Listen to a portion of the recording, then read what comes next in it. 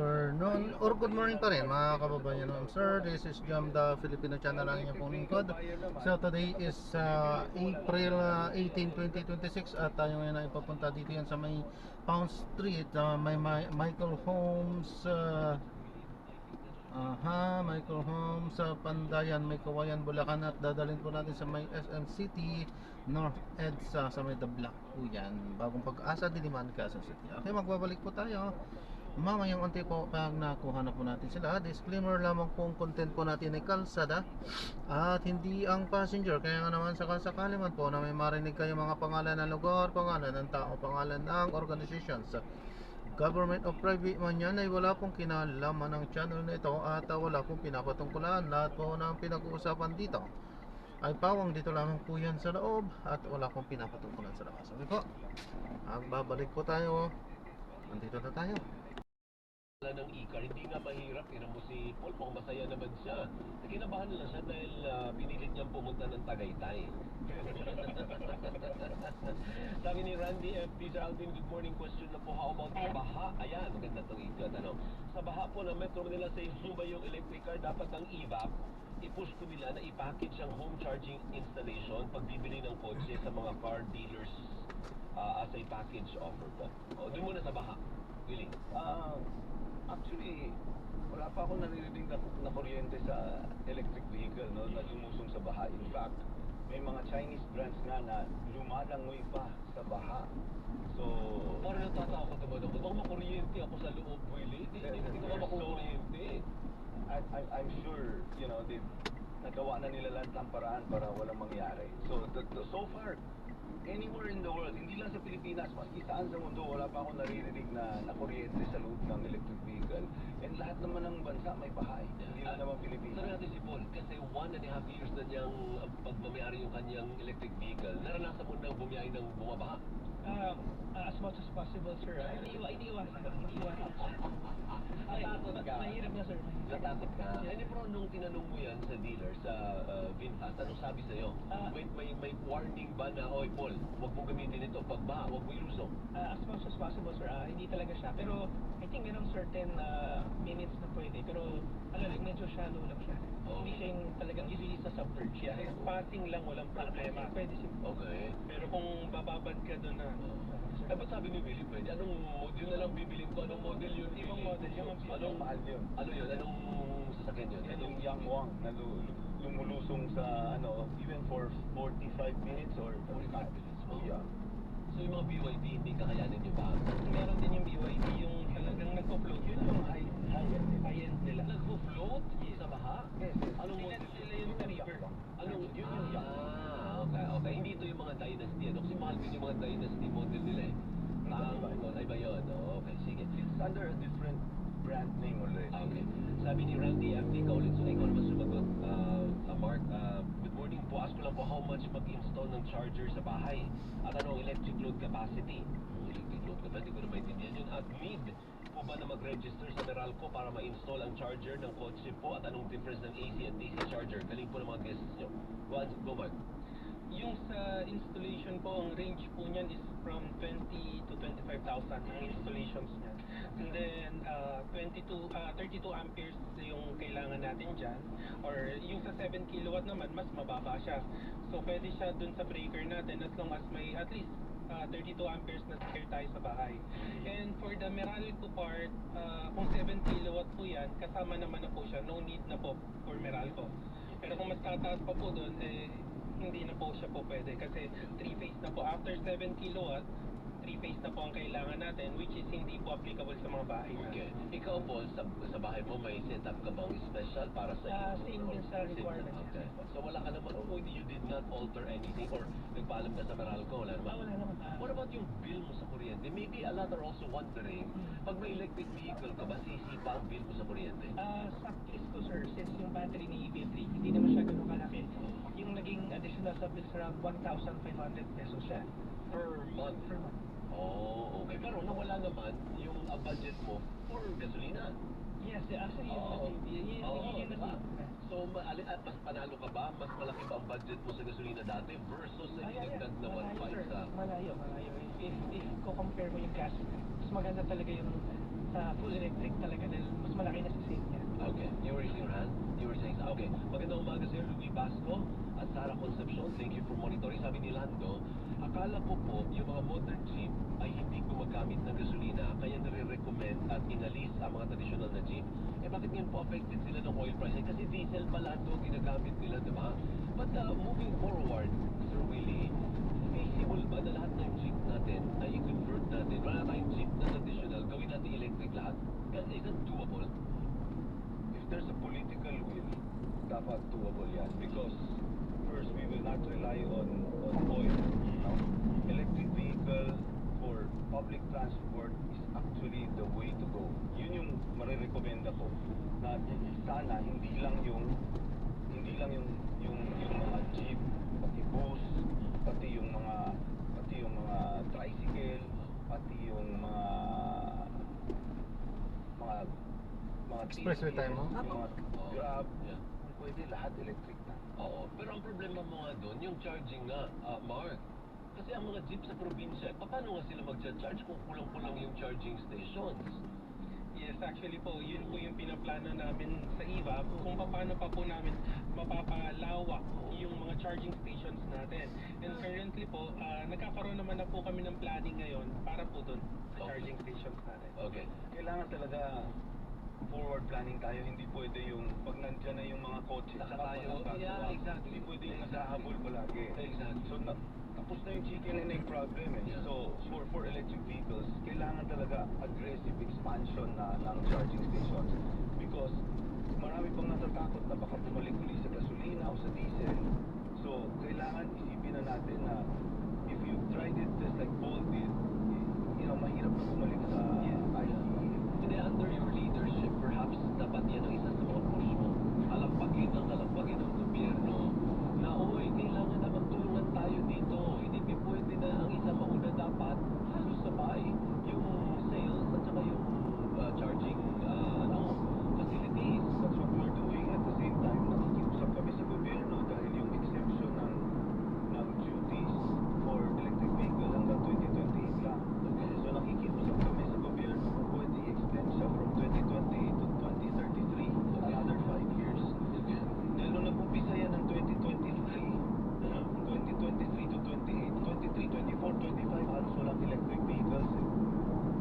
Sabi ni Luis Suarez, sa mga British, nag-start na kami mag-EV sa Davao Line, Visayan Electric and Cotabato Line 2 years ago. So meron na rin pala. Pero ngayon, sabi nung ni Arnold, paano po kapag nasira? Pag nasira, hindi po ba mas mahirap magpagawa? Available po ba dito sa atin yung mga piyesa? Salamat po. I think he's asking about maintenance kasi kami, may kasa kami, di ba? Dadali mo sa kasa mo, time to time mag-change oil ka. Sa inyo walang gano'n, di ba? Paano yung maintenance ninyo? So meron din sir, pero yung sa electric vehicle kasi less moving parts siya.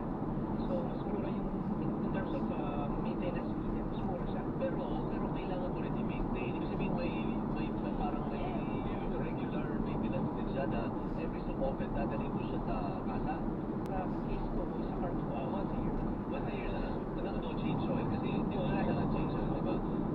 Yes sir, normally po ang sine-check na lang po sa PMS is the aircon. And also po naka-laptop na lang po kasi yun kung merong problema sa sakyan. Pero dadalhin mo pa rin physically yung vehicle sa dealer. Yes. Okay, pero may mabilis lang, mabilis lang. Sobrang bilis. Okay. Sir, kami po yung dealers ng mga coaches. So, definitely, mas matipid ka sa maintenance. Okay. Ang suggestion ko lang kung sa nagtanong is, kung bibili kayo ng electric vehicles, kailangan mas maganda na bilhin nyo sa authorized dealers. Bakit pinipibenta ba din yung authorized dealer? Anybody can, lahat naman ng tao pwede mag-import sa Pilipinas. Pwede mong bibenta. So, kung bumili ka sa paano mo isa service, walang authorized dealer, number 1. Number 2, pyesa. Di ba? Tapos kung nasiraan ka, wala na. Yeah. Well, talking about PSA, readily available ba ang PSA? Ang karamihan, halimbawa sa mga sasakyan namin, Banawi, o nandito yung PSA ng Toyota. Yun lang. Paano dito? Walang panawi sa electric vehicles. Masyado pang bago ang electric vehicles, no? So, you have to go to the dealer. Okay. No choice. And the dealer would probably have the spare parts needed or you have to wait for a bit kasi import pa nila yan. and some brands don't, but I think the direction, ang direction naman lahat magkaroon ng isa. Okay. So it's just a matter of time. Sige, sabi ni Alex Alvin, for me, I still go for internal combustion engine. Hindi ka na convinced sa diskusyon namin, Alex. Not for electric vehicle, but I respect that. Anong gusto mo sabihin, Willie, at saka Barca? Gusto pa rin nila ng internal combustion. Pakibigay na lang ang telepono. Dapat i-respect. Of course, zero po yun. At the end of the day, Respetuhin mo siya, diba? at the end of the day, siya naman ang may Siya bibili. Tsaka siya din yung magmamadali. Diba? Exactly. So, kailangan natin siya. Yes, mas and hindi siya na-convince sa experience ni Paul. Kaya mo na siya, Paul. Okay lang. Okay. Sabi ni CRL, siya ang tinaganda ng topic about EVs. Pakitanong naman if yung mga EV dealers offer trade-in ng mga ICEs para makabili. Okay. Sabi ni Kaloy ng Cavite. Ito naman. That's another mode na makumbinsin mo sila. Kasi si Alex, ayaw. So, pwede bang trade-in? Yan, di ba? Pag may Fortuner, pag i-trade-in ko yung Fortuner ko sa electric vehicle, hindi ganun ba? O walang ganun? Benta mo yan on your own. katulad namin dealers kami, no? So normally we do accept trade-ins dati, no? Ngayon, Gusto niya sa kanyang kalsada. Nabili niya yata. pagdating sa amin, Paano ko pupulis ka eh? Tinitigan ko. ito mo lang bibili. Mahirap benta, di ba? So the only way is Sana napindot niya lang. So siyempre Hindi, sadya niya yun. Kasi nag-ilaw pa eh. Ay, Ano lang yan, may mga ganyang driver kasi. Hirang to. Yung bawal kang humarang. nakawin niya na binili niya ang title. Meron na bibili.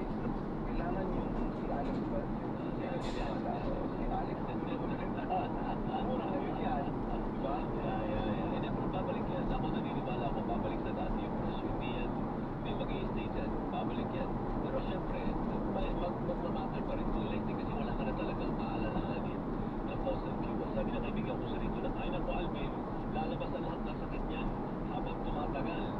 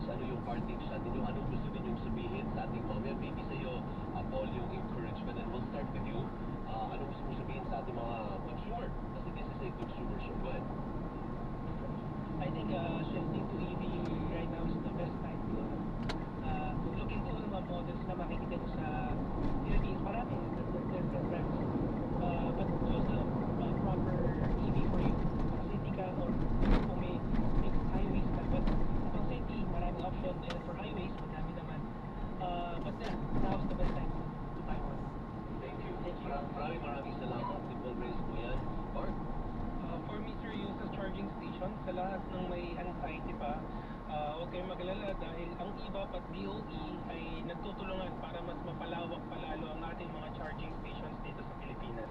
Thank you. And the final word will come from you, Willie. For all those na hindi pa naniniwala sa electric vehicle, ang masasabi ko, maski hindi pa nag-umpisa ang gera, ang savings mo sa electric vehicle versus yung gasolina is already 70%. No? Ngayon, 80% na yan. No? So yun yung kailangang pag-isipan ninyo. Kung hindi pa naman tapos yung monthly amortization nito sa diesel, kailangan siguro tapusin nyo muna. But eventually, if you need to buy a car, I would strongly suggest na talagang pag-isipan nyo kung anong klaseng electric vehicle, anong brand, lahat yun kailangan pag-aralan. Madali na naman yun, madali nyo nang i-google lahat eh. So yun. Thank you, sir. Maraming salamat. Kung natin wala po kami ni-endorse, Brad, bahala kayo sa buhay nyo. Kung ano yung gusto ninyo bilhin, nilatag lang po namin sa inyo ano yung features, ano ang asahan ninyo pag bumili kayo. But the choice will remain with you. Okay? So, bahala na kayo mga consumer, ha? Kung saan kayo masaya at kung saan kayo makakatipid. Si Alvin Alsing po ito at hanggang sa susunod na edisyon ng YE Consumer. Bye! Happy weekend! Karapatan ay alamin, obligasyon ay sundin, gawain ikaw ang kampiyon namin.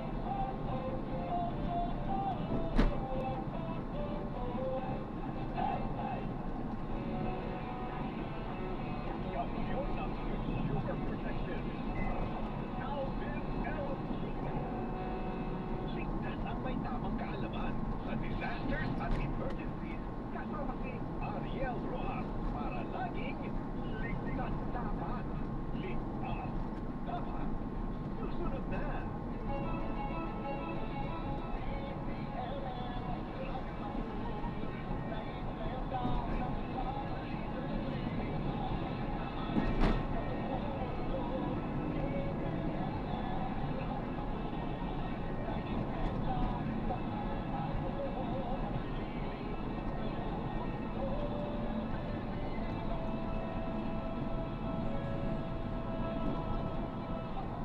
Ito po ang DZMM, bahagi na ng kasaysayan ng Pilipinas sa nakalipas na 4 na Dahil nasa bahay na si mama ko, ay natutupad niya kami magkapatid at nabigyan niya kami ng maayos. Administrasyon ang usapin sa umunay anomalya sa flood control project. Ayon kay Palace Press Officer Pierre Castro, malinaw na patuloy ang pagkilos ng pamahalaan sa naturang issue sa kabila ng kumakalat na maling impormasyon mula sa mga fake news peddlers. Hinimok ni Castro ang publiko na huwag basta maniwala sa mga maling balita dahil tuloy-tuloy umanong tinututukan ni Pangulong Ferdinand Marcos Jr. ang flood control anomaly. Itinanggal pa niya na kasabay ring inaasikaso ng Pangulo ang iba pang mahalagang usapin gaya ng krisis sa Middle East at pagpapalakas sa ekonomiya ng bansa. Binigyan din ng Malacanang na nanatiling matatag ang paninindigan ng Pangulo na panagutin ang mga sangkot sa anumang katiwalian. Kasama ko sa DZXL RMN Manila, Radyoman Shanol Salazar, Tatas RMN.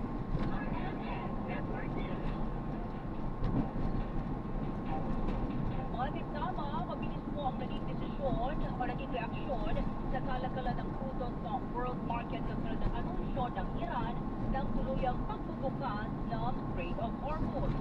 Ito'y dahil sa inaasahang pagbabalik ng supply ng langis sa mga pamilihan na naapektuhan ng military operations ng Amerika sa Iran.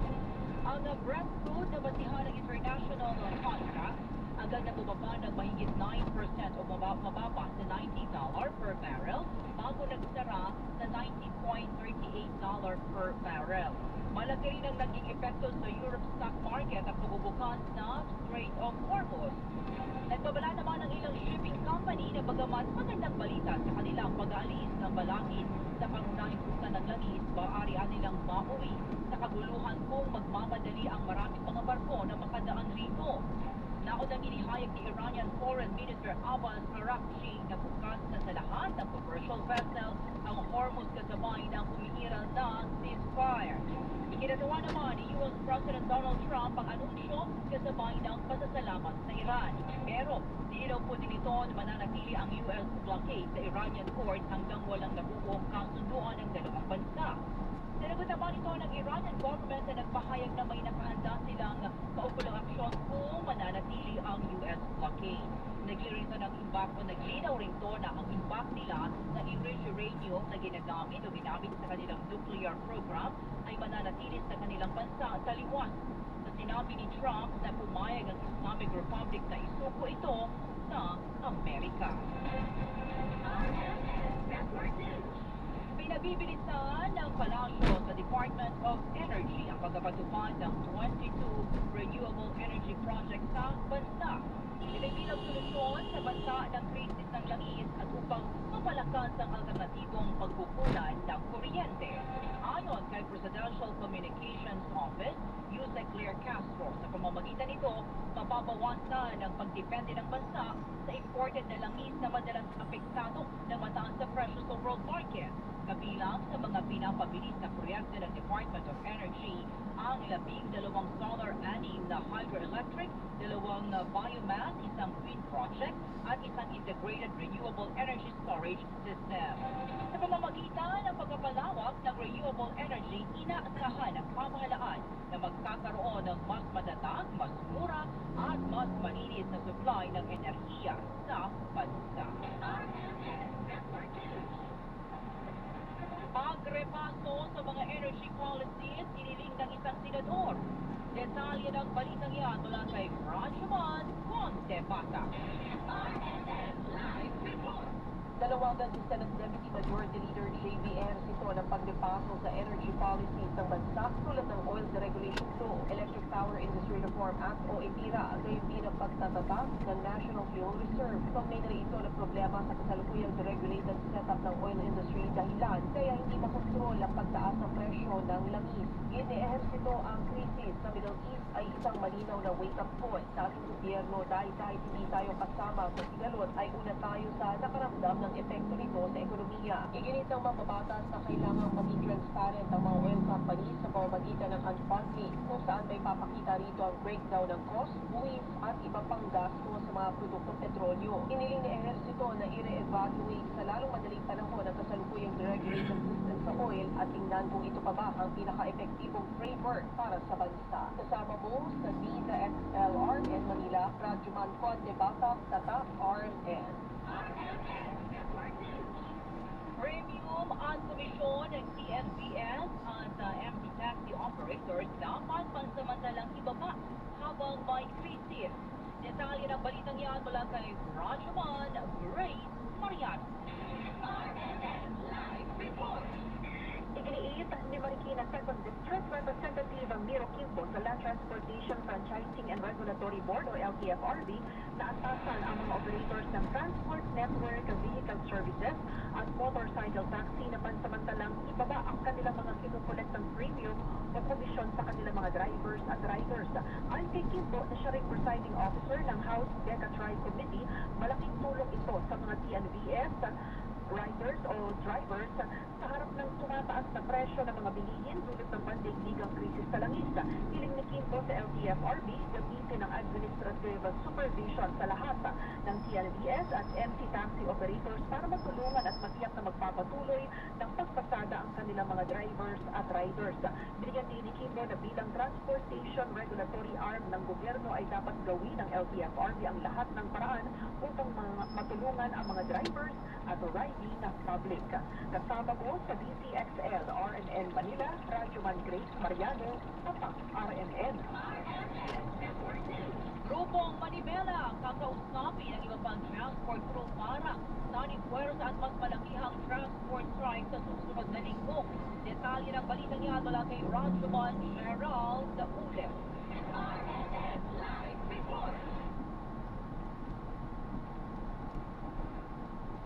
Balikan natin ang report na yan ni Rajuman Gerald Ulep. Magkasama mahigit po sa 800,000 mga driver ang nabigyan na ng 5,000 pesos na cash relief assistance mula sa Department of Social Welfare and Development o DSWD sa Metro Manila at ilang munisipalidad sa labas ng NCR. Sa pagtaya ni DSWD spokesperson Assistant Secretary Irene Tublao, mahigit 4 na bilyong piso na ang nailabas ng ahensya para sa tulong pinansyal sa mga naapektuhan ng energy emergency dulot ng gulong sa Middle East. Target ng DSWD na tapusin ang pamumudmod ng tulong ngayong buwan o hanggang sa April 30 para sa lahat ng super ng jeepney, tricycle driver, MC taxi at delivery driver. Nasa mahigit 815,000 drivers na yung na-assist ng DSWD within NCR and in cities and municipalities outside Metro Manila. At nasa mahigit 4 billion pesos na po yung na-disburse ng DSWD. Yan po ay mula sa, ang target kasi natin, halimbawa dito sa Metro Manila, nasa around more than 500,000 for all transport workers na yan na ibig sabihin yung tricycle, TNBS, jeepney, service, delivery at yung mga MC taxi. From our indicative na more than 500,000, ang na-serve na natin ay around more than 300,000 plus. Kasabay nito, tiniyak ni Asek Tublao na magbibigay ang cash assistance sa kabila ng mga aberya sa payout sa gaya ng kalipuhan sa pangalan at schedule. May mga proseso at sistema pa rin pinatutupad sakalit wala sa listahan ang driver at ang may pagkakamali sa pangalan. Kaugnay nito, pinag-aaralan na rin ng DSWD ang pagbibigay ng tulong sa ibang sektor gaya ng lower middle income at MG. Yan nga po yung pinag-aaralan natin kung ano pa yung pwede natin maitulong sa ating pong mga kababayan, especially nga po doon sa mga near poor o yung mga nasa lower middle income class. Kung magpapatuloy nga po itong energy emergency ay maaring magkaroon ng mas marami pang mahihirapan na Pilipino sa ating pong bayan. So kung magpapatuloy itong cash relief assistance po natin, sapat naman po yung inilaan na pondo, pero sinasabi nga natin magkaroon tayo ng emergency scheme na response aside from yung iniisip namin na vertical or horizontal expansion. When we say vertical expansion, cash grants ng ating mga 40 social pension beneficiaries ay increase natin. Kasama si DSWD spokesperson Asek Irene Tublao sa panayam ng Isag LRMN, Manila. Balikan natin, Grupong Manibela kakausapin ang iba pang transport crew para sa Tarik Puerta at mas malakihang transport strike sa susunod na linggo. Detalye ng balitang yan mula kay Rajuman Gerald Ulep. Live report. Kukumbinsihin ng Grupong Manibela ang iba pang transport group na sumama sa isasagawa nilang tigil pasada sa susunod na linggo. Sa parayan ng DSLRMN Manila kay Manibela Chairman Mar Baugena, una niyang kakausapin ang grupong Piston na unang nagpahayag na magsasagawa ng transport strike sa abing 21 araw ng Martes. Kailangan na niya kausapin ng ilang transport grupa para magsanispersa sa mas malawakang tigil pasada. Ay na kanilang tigil pasada na kalampagin ng pamahalaan na maibalik na natin ang presyo ng petrolyo. Nangangambalik itong matabunan na ang issue na kinaharap sa krisis sa langita matapos pa-aresto si ating ako Bicol Party List Representative Saldico. Diversionary tactics para maligaw na naman ang taong bayan at para mailihis ang totoong problema na kinakaharap na krisis ng taong bayan sa taas presyo ng mga produktong petrolyo. Huwag nila pong linlangin ang taong bayan, iayos natin ang sitwasyon at kalagayan ng mamamayang Pilipino, lalo na po kayong mga nanunungkulan sa pamahalaan. Narito sinabi ni Balbuena na posibleng magtagal ng 2 hanggang 3 araw ang isasagawa ng transport strike simula Abril 21. Kasama mo sa DSL RMN Manila, Radyo Mangerol, Unet sa Taas, RMN. Department of Transportation inatasan ng Land Transportation, Franchising and Regulatory Board na nabida na ang mga terminals para mapabilis ang onboarding ng mga operators at drivers para sa service contracting program. Detalye ng balita niya mula kay Rajuman Marjo Domingo.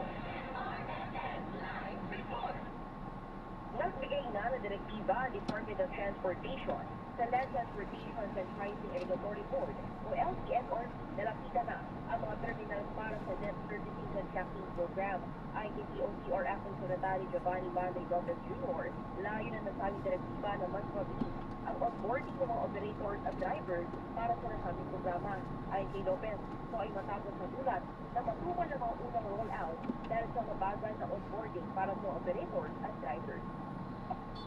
Medyo sabi nga po ng LTFRB, makasumal yung ating first few days po ng ating rollout sapagkat matagal po yung onboarding ng ating mga operators and drivers para dito sa programa. Ganun pa man, nagbili na rin po tayo ng instruction sa LTFRB na lapitan ang kami na po yung pumunta sa ating mga terminal para na paano mas makapabilis natin mag-onboarding na mga operators sa mga drivers natin sa the Land Service Contracting. Kaugnay ito, inaasahan naman sa Lunes na maramdaman na ng mga commuters ang nasa higit 19,000 ng mga jeepneys, modern, traditional youth express kasama ang EDSA busway na makakapasok para sa nasabing programa. Ito ay para matugunan ang hirap sa pagkakasyon ng mga pasahero sa araw-araw, lalo na sa pagbaharap ng sasakyan. Kasama mo sa DZXL Arnet Manila, Radyo ng Marjo Tutugo, sa Top Arnet. Grupong Kadamay, pang-anim na araw lang nagkakampuhan sa tapat ng Central Office ng Department of Social Welfare and Development of DSWD. Detalye ng balitang yan mula kay Radyo Banshel si Arcelia.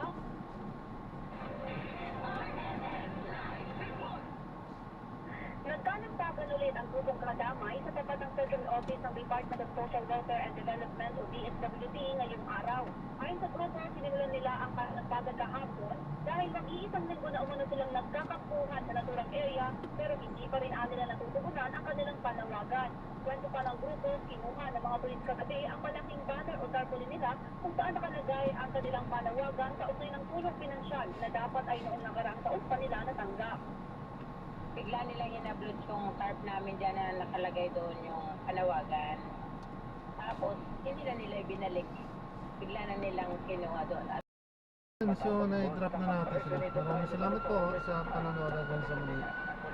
Ingat po at God bless. Paalam po muna pansamantala tayo ay gagawa ng ibang video sa ating susunod na mission. Paalam po muna pansamantala. This is Jam, the Filipino channel ng inyong pumingkod. Paalam po. Napipilitan na lamang silang ikipan.